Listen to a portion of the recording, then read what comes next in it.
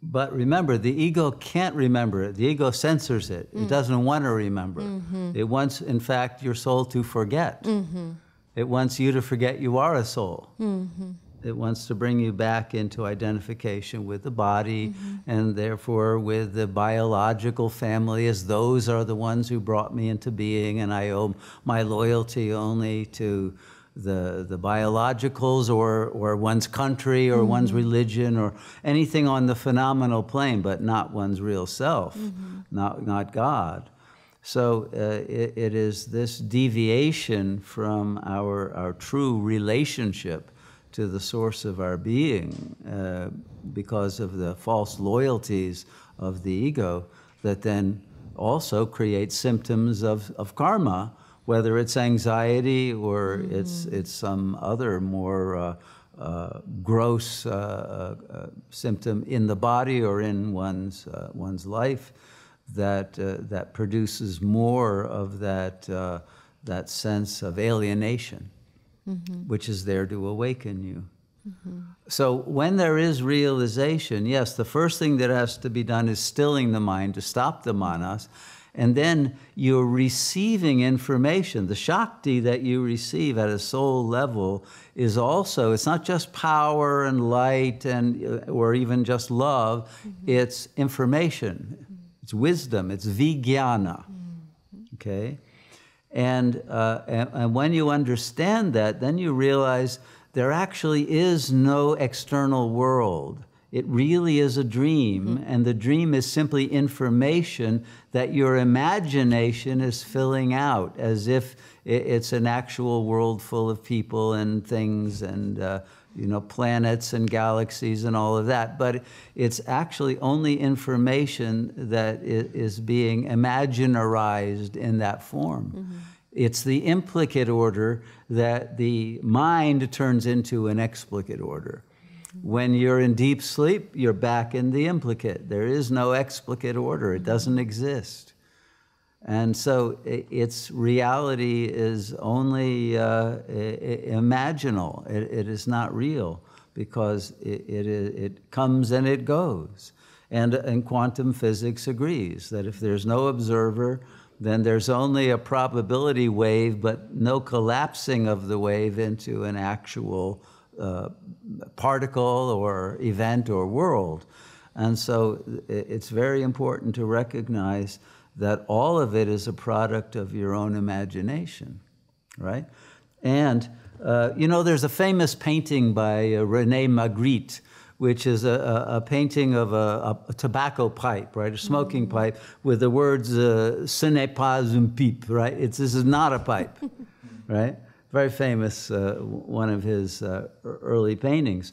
Well, what does that mean? The naive person will look at it and say, why does it say it's not a pipe? It's obviously a pipe, I recognize it. Well, no, it's an image of a pipe, not a pipe. The same with the world. We think I'm living in a real world. No, you're living in an image of a world, a holographic image that also has the ability to create the feeling of solidity, even though quantum physics tells us, no, everything is really 99.999% space, and nothing is actually solid. It's only the energy fields of these collapsed wave functions that are creating all of the seeming effects of a world that resists and that has its own existence outside of your own will and your own imagination. But none of that is really true. And so when you recognize that the source of your world is your own intelligence, your own consciousness, and the way it is interpreting the information that it is filled with, then one is able to have make a real difference in the way not only that your ego functions, but in the way that world unfolds for you at the soul level, but then for you at the God level, right? The ultimate level, depending on who you realize that you are. So that's why that question, who am I, is of such essential importance to answer accurately, and not just with a belief about it, but with a realization, because the more one recognizes oneself as that ultimate source, the more power one has to redream the dream. Beautiful. Thank you. I had another question, but maybe Sure. I'll wait on it. No, go ahead. Well, it has to do with sanskaras, because you've been speaking about sanskaras in many of the last teachings, right? That's what we need to burn in the fire of yoga, and many other references you've made to it. And of course, we understand them as these impulses that we carry and that make us act in ways that we don't understand, and that are more powerful than our apparent ego will, right? But today you spoke about divine sanskaras. And so my question is if you could speak more to understanding the divine sanskaras, and how does one attune to them? Does one have to let go completely and burn all of the ego? Is there a period, like the intermediate period, where you can see the ego sanskaras, but you can already perhaps attune to the divine ones, or feel them, or understand them? Just kind of the process of reaching, or of realizing and being in that. No, yeah, this is a very good question. The ego sanskaras are object seeking and object interpreting. You are a good object or a bad object. I like you, I don't like you. I want to be closer, or I want to, run away. Right? These predispositions. I believe you, I don't believe you.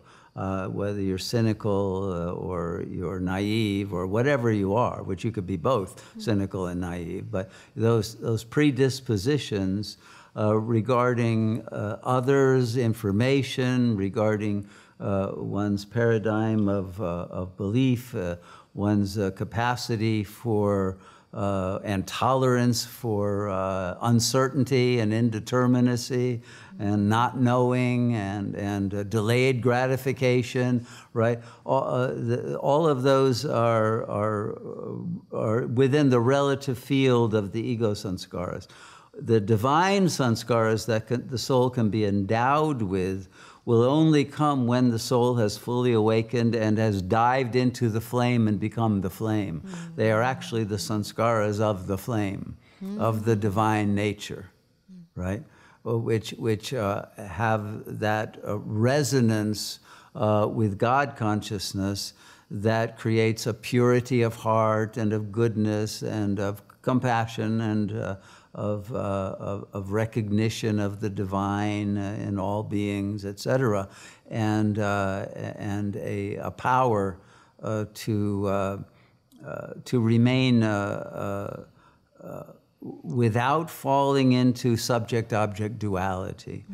And this is always depicted as a halo or an energy field of light that one has become enlightened, right? Or one has become filled with that divine power and radiance that others will perceive at some level because one's energy is now transmitting an entirely different vibrational frequency that's uncanny to those who are not in it, and who will receive information that their sensor cannot defend against because it comes from a much subtler level of being that cannot be blocked out, at least temporarily, in the presence of a sage who is of that caliber.